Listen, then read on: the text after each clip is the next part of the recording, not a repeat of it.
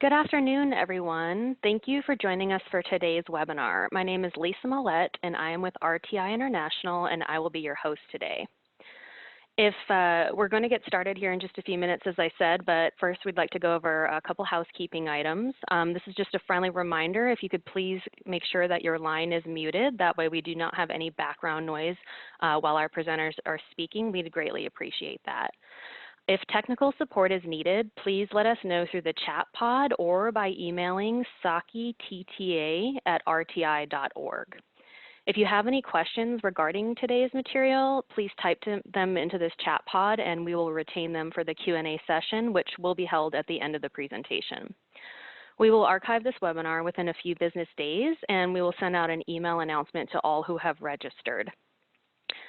You can view all of our archived webinars on the Saki TTA website under the webinars section. And a copy of today's presentation will be provided with the archive email announcement, which again will be sent to all who have registered. This is the BJA Webinar Funding Opportunities in 2020, an overview of what's ahead in forensics, the BJA Competitive Forensic Solicitation Series presented by Dr. Angela Williamson and Andrea Bochart. Dr. Angela Williamson joined the Bureau of Justice Assistance as a Senior Policy Advisor for Forensics in 2014 and is now the Supervisor of Forensic Initiatives. Currently, she oversees BJA's Sexual Assault Kit Initiative and BJA's other forensic-based programs, including capital case litigation training and all of the competitive forensic programs formerly administered by the NIJ. She also serves as DOJ's FBI VICAP liaison. She has over 14 years of experience working as a forensic scientist on complex criminal cases and missing unidentified persons investigations. She received her PhD in molecular biology and biochemistry from the University of Queensland in Australia. She is the former Director of Forensic Casework at Bodhi Technology and Biometrics and Unknown Victim Identification Project Programs Manager at the National Center for Missing and Exploited Children. In 2019, she received the International Homicide Investigators Association Award for Investigation Excellence for her role in the Samuel Little serial killer investigation. Andrea Bochart is on detail from NIJ to BJA as a Senior Policy Advisor for Forensics. Her current role is to support Dr. Williamson in the transition of the forensic programs to BJA.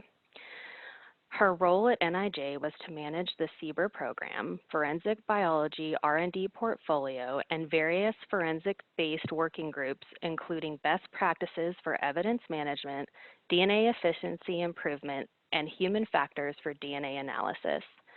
Prior to joining NIJ in 2019, she spent 3.5 years running the DNA unit at the DC Department of Forensic Sciences and 11 years with a private forensics DNA firm in Virginia.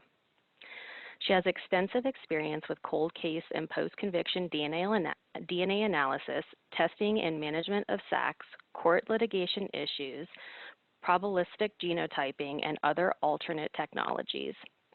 She received her bachelor's and master's degrees from Johns Hopkins University in cellular and molecular biology and has a minor in psychology. And without further ado, I'd like to pass it over to Dr. Williamson and Andrea.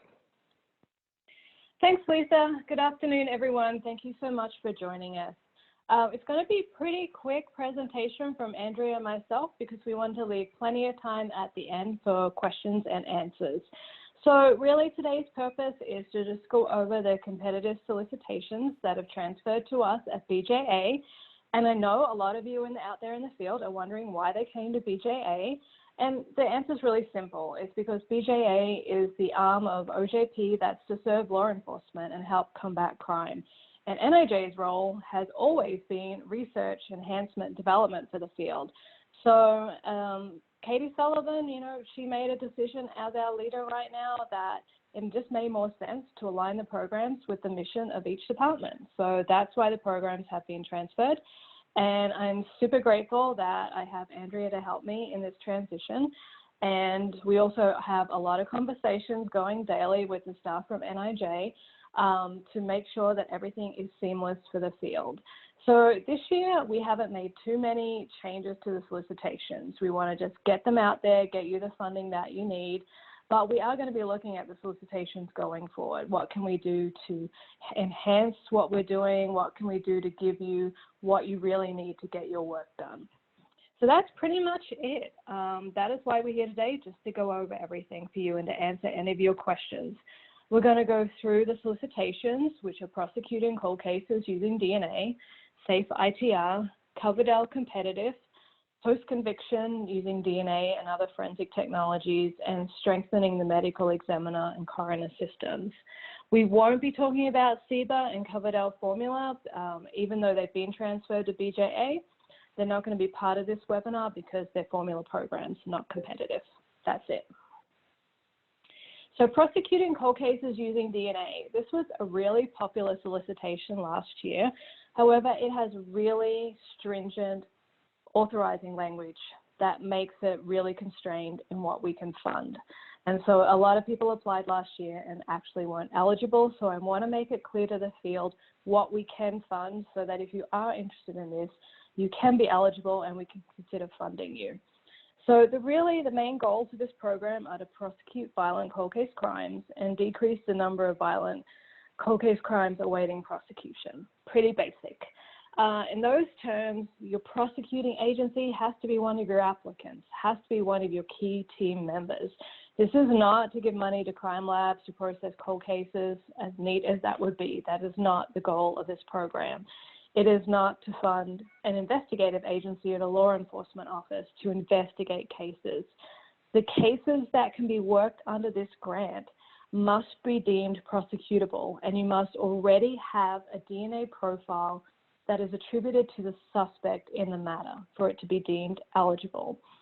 This year we expanded that. Last year you had to have DNA that was linked to a suspect who was identified. Pretty narrow. So this year we expanded it to you have DNA profile that you know is from the suspect, but that suspect may be known or unknown. So for example, you may have a rape homicide. You have a great DNA profile from semen left at the scene that you know is from the suspect, but you don't know who that suspect is. No hits in CODIS, no leads. Well, you could include that under this grant, and you can do things like forensic genealogy, which is the biggest addition this year. We will fund forensic genealogy. I know a lot of people are confused. We have language about you must use accredited labs.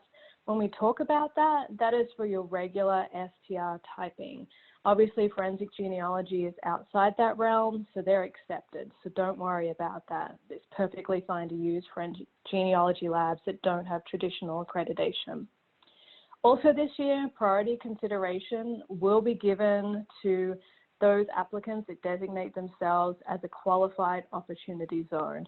That's something that OJP started doing last year, and so we're definitely doing more of that this year to open up the arena for more agencies. One of the other programs that I'm going to talk about is Safe ITR, and it's pretty simple. It's really just to give you funding to do an inventory and then develop a tracking system and a reporting system for your sexual assault kits in your jurisdiction. Obviously, I run SACI, so this is a little bit similar, but a little bit different in that SACI goes beyond this. But it's the testing, it's the investigation, prosecution, victim advocacy. So Safe ITR, again, just keep in mind, it's really just for those three distinct activities. Inventory, tracking, and reporting. You can't do testing, you can't get money for investigation. It's really just for that tracking system. And you might have a legislation in your jurisdiction that says you have to have transparency, you have to have something on a website that gives the victims updates on their cases, and this could be something that's good for your jurisdiction. Some changes that we made this year, there were some requirements last year that the resume or a CV of key personnel had to be included in the basic critical application elements. We have eliminated that this year to make it easier for people to get through that step. Now I'm going to hand off to Andrea for the next few minutes, and she's going to go over some of the other programs. Thanks, Andrea. Thank you, Angela. The next program we're going to talk about is the Coverdell competitive portion of the solicitation. This one closes on June the 19th, 2020, so there's a couple extra days based on the other solicitations we're talking about today. This program is seeking to improve forensic science and medical examiner or coroner services, including services provided by laboratories operated by states and units of local government. We didn't make a lot of changes to this. Again, as Angela stated, our goals with this transition was to streamline a couple of aspects, but mostly keep everything the same for you guys. The primary changes that were made in this fiscal 20 solicitation was to change the period of performance to 24 months. And then there was a legislative change that was made to include the targeted funds for challenges related to opioids. This is also expanded to include synthetic drugs. And as Angela spoke in the last slide, a streamlining effort was made to remove the resume CV of key personnel and position descriptions of a scientist that was removed from a list of critical application elements to ensure that people can get their funding quicker and it can get to more agencies. Angela, if you can please advance the slides. The post-conviction solicitation, this closes on June the 15th. The goal of this solicitation is to defray costs associated with post-conviction case release, evidence location, DNA testing, where the results might show actual innocence. Again, very, very few changes made this year. We do allow the use, and it wasn't excluded previously, but we do allow the use of forensic genetic genealogy. And I do want to mention that the requirements do force the applicant to follow the DOJ policy for processing for genetic genealogy as well as the metrics reporting. There is a link in the solicitation. It's called the interim DOJ policy for forensic genetic genealogy and searching, and specifically want everybody to focus on the entire portion, but especially on section 9 that has the metrics reporting requirements. Those are listed in the solicitation, but there are very, very few changes to the solicitation this year. That is the primary change. Angela, can you advance? Okay, the last solicitation I'm going to talk about is the Strengthening Medical Examiner and Coroner System program. This, again, closes on June the 15th. We made very few changes to this program. The primary changes we made were to remove that resume, CV, or biographical sketch of key personnel from a list of critical application elements. Again, this allows more applicants to apply and hopefully get funding through this program. And again, as Angela mentioned, we have priority consideration and award decisions to applications that propose projects that directly benefit federally designated qualified opportunity zones. If you're not sure what those are, we do have a link in the solicitation that I do encourage you to review. Again, very, very few changes made this year, and the goal of this program is to increase the supply of qualified forensic pathology practitioners and strengthen the quality and consistency of the medical examiner and coroner services. The eligibility remains the same in this program as it was before for the two purpose areas. Angela, can you advance, please? The next couple slides talk about resources for your funding opportunities. I do encourage everyone to visit the BJA website, which is listed there, www.bja.gov. This has information about all the BJA programs, funding opportunities, and initiatives within BJA. There's also an OJP grant application resource guide, which there are many links within the application that can direct you there. The solicitation that can direct you to the resource guide. The link is listed there. It provides a ton of information to help you have a qualified application. And then any award data or award information from the Office of Justice Programs if you have any questions about different funding opportunities or awards. I want to also highlight NIJ's crimesolutions.gov. This is a clearinghouse of programs and practices that have been rated in terms of effectiveness in addressing different criminal justice issues. There's no requirements necessarily to follow any of these. This is important to show that different strategies have been evaluated to see if they're effective or not. So you can use this to tailor your application if you want to have an effective result from your funding. Angela, can you please advance? Additional resources that are available to grantees or applicants include the Department of Justice Program Plan. It's a tool to help you find funding opportunities or solicitations that address any of the justice needs that might be around for each applicant. And it can provide summary details on funding opportunities that DOJ agencies are expecting to release in the current fiscal year. And then finally, grants.gov is a resource that can bring together federal agencies and applicants and help you to streamline the grant process. You can please advance. And then finally, I'd like to ensure that everybody can stay connected with us. We do have Facebook, Twitter. Please sign up for those so you can keep abreast of what's happening in the agencies. There's also funding links and alerts that you can sign up for on the BJA website if you want to know when new funding opportunities come through. All right, turn it back to you, Andrea. Thanks, Andrea. So we are here for questions. Here's our contact information where you can reach out to Andrea and myself directly. And for as long as we have till the hour's up, we are here to answer questions. And joining us for questions as well as our colleague Alan Spanbauer, who is Supervisory Grants Management Specialist, and he and his team transferred from NIJ. They've been handling these grants on the grant management side for many years. So they have come down to BJA, and they will be providing that assistance and that consistency on that side of the house. So just to be clear, in BJA, things are a little different than NIJ. Andrea and I are what's called on the policy side. So our job really is to look at the programs overall, keep in touch with the field, make sure that we serve as subject matter experts to get these programs operational, optimized for what the field needs. Alan and his team are the ones who are going to keep things running, keep your money flowing, keep those GANs going, things like that. So we work as a team and we are all here to help you.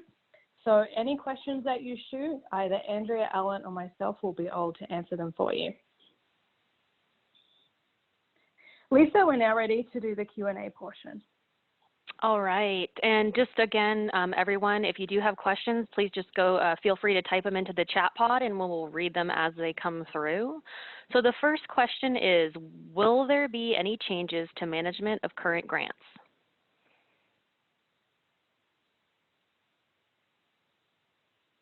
I'm not really sure what that question is asking. It's pretty broad. Are they meaning management on our side or the way grants are managed? If they want to clarify with a follow-up question, that would be appreciated. Okay, thank you. Tracy, if you could please clarify your question, we will come back to that.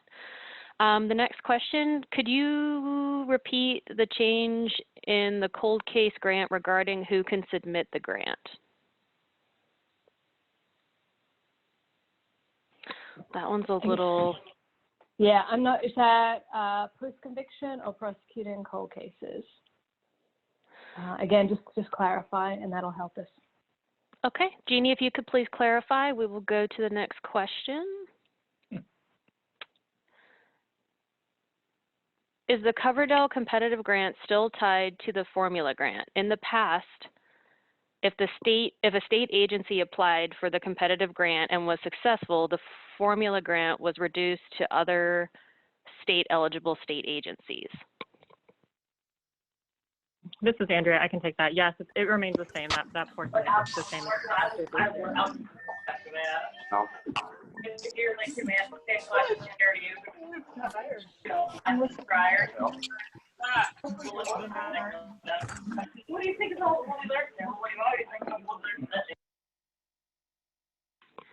Sorry about that. We just had some background noise, a little technical glitch. Presenters, if you could go ahead and unmute yourself. We just had to mute everybody in the room. So Andrea, Alan, and Angela, if you could please unmute your lines. This is Andrea. I'm unmuted. Perfect. Thank you so much. All right. Next question. You mentioned that prosecuting cold cases, that it is no longer submitted through a police agency. I didn't hear who the submitter needs to be. Okay, I think someone misheard what I said for that solicitation. Again, the eligibility is in the solicitation. It hasn't changed. It's prosecuting agencies, law enforcement, crime labs in partnership with each other. But regardless of who the lead applicant is, prosecuting agency has to be a key member of the proposed team for the solicitation. So as I said, it's not a grant to give just give to a crime lab, for example, to go ahead and test evidence from cold cases. That's not the point of the solicitation. It's to prosecute cold cases where a DNA profile has already been obtained. And I got asked that question, when does that profile have to have been obtained?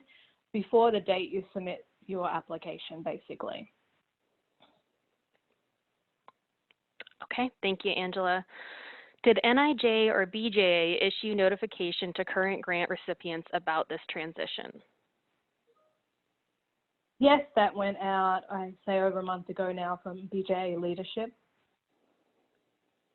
Okay, thank you. I am new to law enforcement grants. Do the focus areas of these grants change year to year? I have some detectives asking me about equipment grants and funding for digital forensics. Do those come around? So the grants don't change from year to year unless there's a new authorizing language, something from the Hill comes down to us that's deemed a new priority area. For what's being mentioned in that question, I would say take a look at JAG burn grants from BJA. They're very broad for law enforcement, and usually you can use that funding for anything that you deem a priority in your particular jurisdiction. All right, thank you. And next question, can you talk about the eligibility constraints for units of local government and city police in applying for Coverdell and the cold case DNA grant that do not have a separate crime lab function?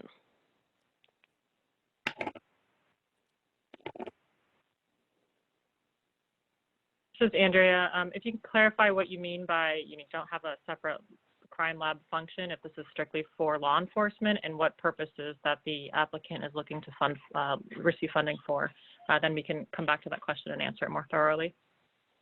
Okay, thank you. Next question, do you anticipate changes to reporting periods, reporting requirements, or application due dates and subsequent grant awarding timelines? No, as we said, we really haven't made any major changes this year. And everything is in the solicitations with when the solicitations are due. And in terms of reporting, that will be the same as the field is used to. Angela, this is Andrea. I wanted to jump in. NIJ is used to a period of performance starting on January 1st. So you're expecting it to start January 1st of 2021.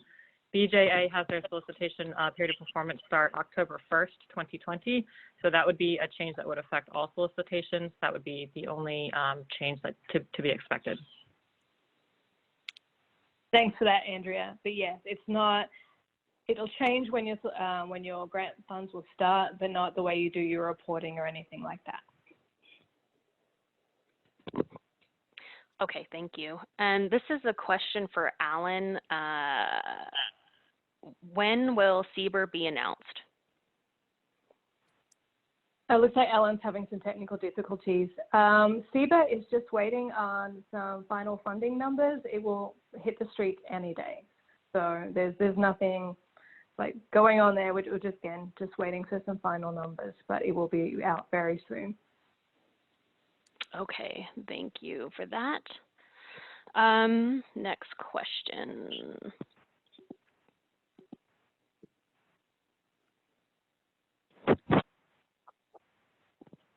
We are a State Bureau of Investigation. We applied last year. We had letters of support from several prosecuting attorneys in our state. Since it was clarified this year, would we have to have the prosecutor on the grant application? We would like to help them monitor the grant. I'm sorry, I'm not really understanding that question. Could you add a little bit more information to clarify? Audrey, if you could add a little more information to your question in the chat pod, we will come back to that. This is the response from Tracy. She's with her clarification. She says that she has a current Coverdell grant. With the shift from the NIJ to BJA, she was curious if there would be any changes to how grants are managed. If Alan is online, I think he'd be best suited for this. If not, I can take a stab at that one. As to the question, the grants will still be managed in a similar way following the OJP DOJ financial guide, as well as the grants management memorandum. Okay, thank you. The next question, are sanctuary cities eligible to apply and receive Coverdell grants? Yes.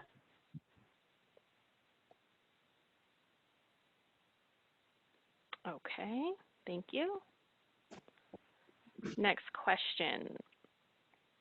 For the cold case DNA, on the topic of VICAP, do all criteria cases handled by the agency need to get entered as part of the grant, or are just the cases being investigated or covered under the grant? So the cases that you are, yes, the cases that covered under the grant period that are criteria must be entered into VICAP by the end of your grant period. And that was a really long sentence. So by the time your grant period is up, whatever cases you worked, and of those cases that VICAP criteria, they must be entered into the system. Okay, thank you. Now this is the clarification from Audrey. If a DNA profile is in CODIS with no hits, that case is eligible to be covered by the grant for FGG. Yes, I assume you're talking about prosecuting cold cases. Yes, definitely. That's what it's aimed at. So you have a great DNA profile, it's in CODIS, no hits, but you know that's the suspect in your case. Go ahead and do forensic genealogy. Okay, thank you. This is another question regarding funding for Coverdell. Is the funding available for equipment such as crime scene lights or DSLR camera upgrades? Does it cover any overtime such as NIBN backlog work?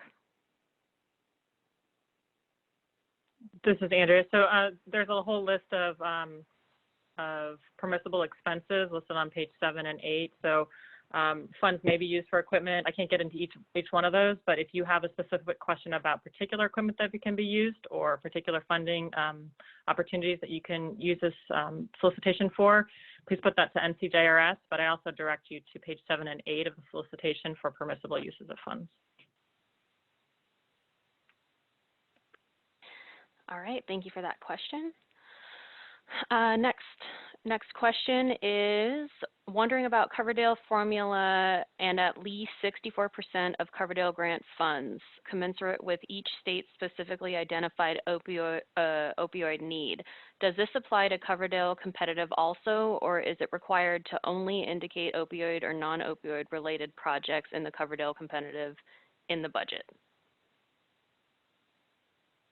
This is Andrea. I'm not 100% sure I understand the question.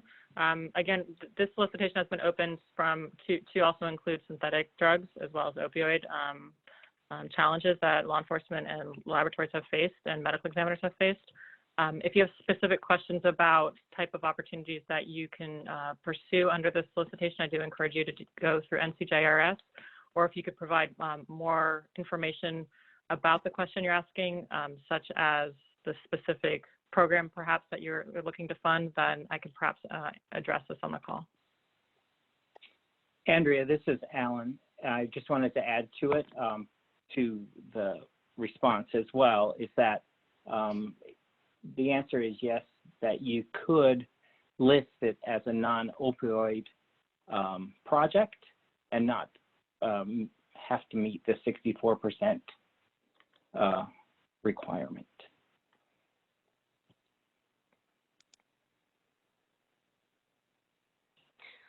All right, thank you for that.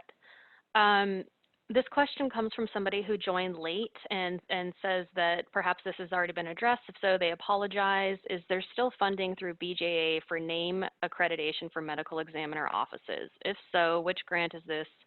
Improving the ME system, forensic pathology fellowship? Thank you.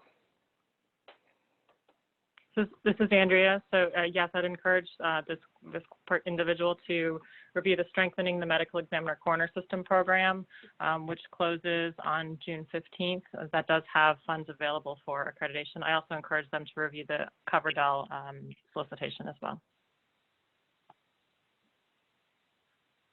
Thank you. For Coverdell, are all classes of synthetic drugs included or opioid-related synthetics?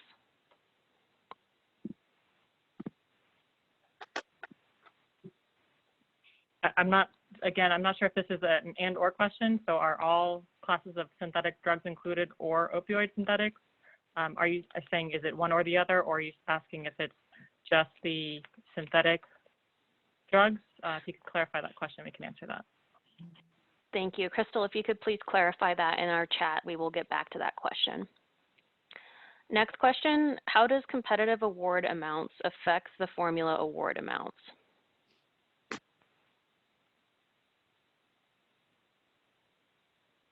Apologies, can you repeat that question, please? Sure. How does competitive award amounts affect the formula award amounts? That's word for word. Colin, are you able to address this? Sure. The Coverdell formula is based on population. And in that formula, there is a minimum that a small state, for example, Wyoming, may not have a large enough population. So there's a 1% rule in which if your state's population does not garner up to 1% of the total amount available, this year it's around $268,000, your state would be plussed up to the minimum 1% amount. However, if you are applying for a formula as a state agency and competitive funds, you would apply for the minimum amount that your population garners plus up to $250,000 of competitive funds that would exceed the 1% minimum amount. So it's very complicated, but it would influence how much you would apply if you were a state SAA in the formula and competitive amount.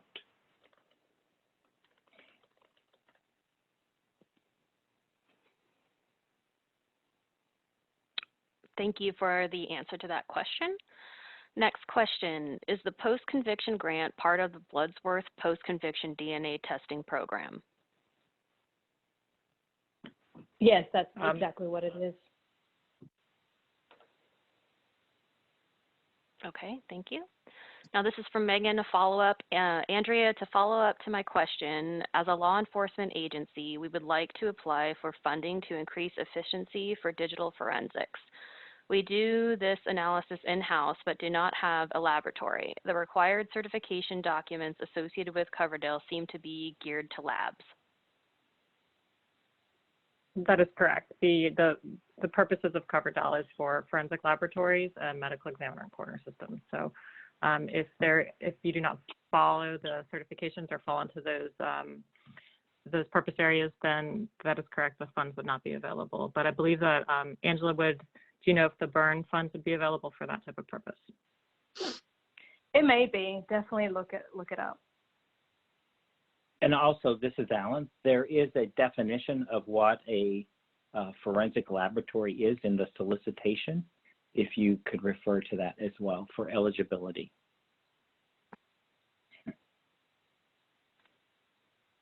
Thank you for those answers. Next question.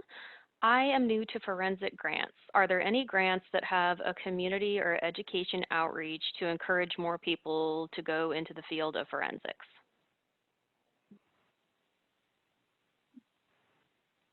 And Chair, don't you dare. Not that I'm aware of. All right, give me just one moment. Make sure that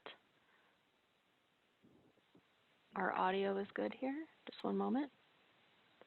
All right, next question. So this is a follow-up from Audrey earlier to a question she had asked. She says, I had planned to put the application together. We were looking to take a statewide approach to assist agencies in our state. That being said, there are several different prosecutors in our state. To include a prosecuting attorney, how do I choose? Is there a way to partner with district attorney counsel? So that's not up for us to dictate. Just see if you can figure out a way that makes sense. And just explain it in the application. You just have to have, a key prosecuting agency. If you're trying to do it statewide, we understand that would be multiple entities. So just map out your plan and how you would tackle that. Okay, thank you. This question is from Crystal. She's clarifying her first question. Are all classes of synthetic drugs now included, or do they have to be opioid-related synthetic drugs? All classes of synthetic drugs would be included. Thank you. Next question. Are supplies only limited to office supplies for the Coverdell competitive, or can consumables such as Fusion 6C kits be purchased under the grant? Alan, do you have the answer for this one?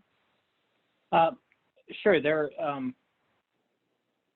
they would be allowable. Fusion 6C kits would be allowable.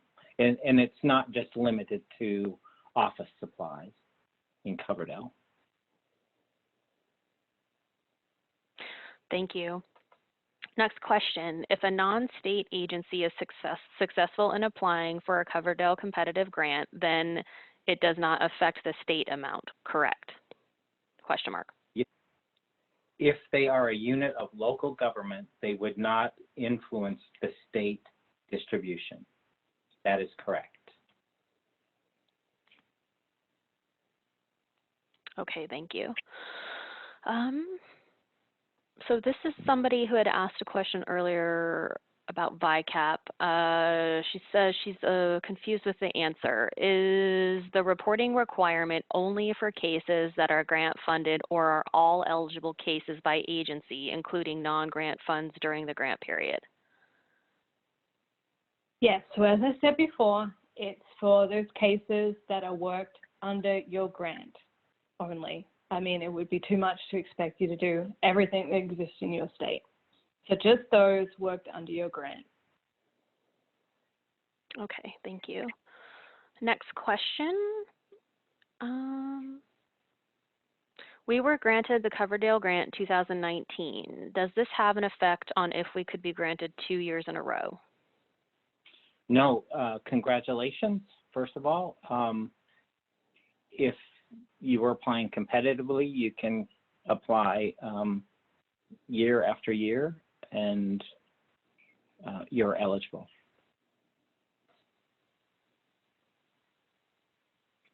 Thank you for that. And folks, I see somebody just messaged me about their questions. If we did not address your question, please go ahead and copy and paste it back into the chat pod so it can come up again for us to read.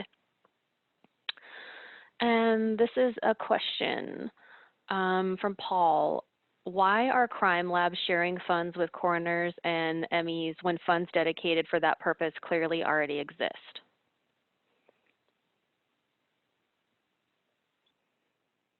I'm not sure I understand the question. Can you specify if this is for one particular program, or is this multiple programs that their question is referencing? Thank you. Paul, if you could go ahead and clarify in the chat pod, he says Coverdell. Coverdell follows the authorizing language as written by Congress. Okay, thank you. With the significant impact of COVID-19 has had on a municipal budget, would a competitive federal Coverdell application be considered to fund continued education for forensic lab personnel? Training and education is an eligible expense under the Coverdell program. Thank you for that answer. Chuck, I just wanted to let you know I saw your message, but I am not seeing your question at the time that you said. If you could please go ahead and put it back in the chat pod, that way I can read it for you.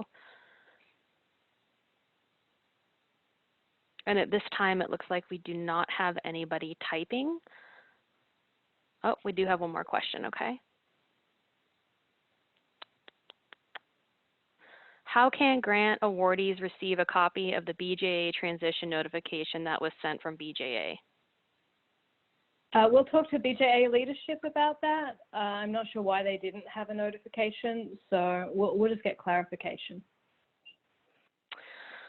Okay, this is a repeat question. Can you again state where more general grant opportunities can be found? So in terms of BJA, all the grants are listed on bja.gov under funding opportunities. And I mentioned this a couple of times already today. JAG-BURN is the most generalized grant program that BJA offers to law enforcement. So if you're looking for something that's broader, that may be your best bet. But again, everything is listed on the website. Thank you. Just one moment here. This is Andrea. I wanted to jump in real quick. There was a question previously about impacts of the coronavirus and the impacts on the state and local governments with funding. I did want to make sure to point out the coronavirus emergency supplemental funding program through BJA. It is on the BJA website under the funding location that Angela referenced. The program will provide funding to assist eligible state, local units of government and tribes in preventing, preparing for, and responding to the coronavirus. So that's also outside of the scope of what we're talking about today, but it's something that question asker may be interested in and looking at.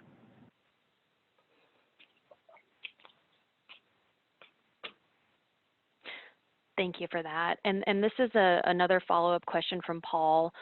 Why relax the accreditation requirement for coroners and MEs in the Coverdell, but still requiring accreditation from crime labs? Again, this is following the authorizing language. If there's a particular concern that this individual has about their agency or funding in general, we'd be happy to address that through NCJRS for the question asker for Paul. Thank you. Next question. In the past, these were 12-month grants. Now they are 24. Does this mean we can't apply again for 2 years? No, not at all. Like all of our competitive programs, for example, SACI that I oversee is 3 years, and technically you can apply every year. We have some grantees that get funded every 1 to 2 years. So if you have the need, you can come back in for funding. It's competitive, so each application is a brand new start. Also, this is Alan. One requirement, though, is that you would have to be able to separate the projects and manage the grants separately and not commingle the funds. Yes, exactly. I should have added that. It's not just as simple as getting money year after year. Those grantees have to do reports for each grant that they get. They have to do their performance metrics for each grant separately. And so you have to figure out, can you track your funding streams completely separately? All right, thank you. The next question, on the Bloodsworth grant, does expert or non-laboratory analysis of DNA test results qualify as a permitted expense? If they can specify what type of expert, or are they just specifying non-DNA expert expenses, then we can answer that question more thoroughly. I think it's specified as non-laboratory. Non-laboratory so what type of analysis of DNA. She says DNA expert analysis. So yes, for DNA expert analysis, they want to know if they can fund DNA expert analysis or other than DNA expert analysis. Okay, I think that it says here on the Bloodsworth grant, so she says non-lab analysis by professionals. So there is permissible uses of funds for engaged additional personnel, temporary personnel. Funds can be used to obtain the services of individuals to perform case identification and case reviews, locate evidence. So depending on the expertise, yes, that could be a permissible use of funds. Okay, thank you. Next question, does the 2020 Coverdell grant funding start on October 1st, 2020 of this year?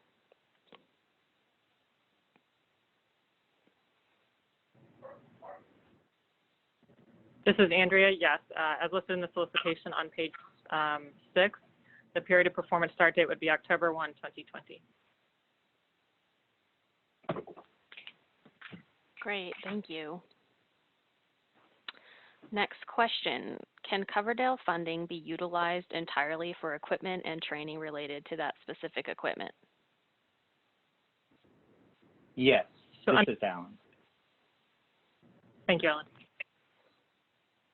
Okay, thank you for answering that question. At this time, it looks like those are all the questions that we have in the chat pod.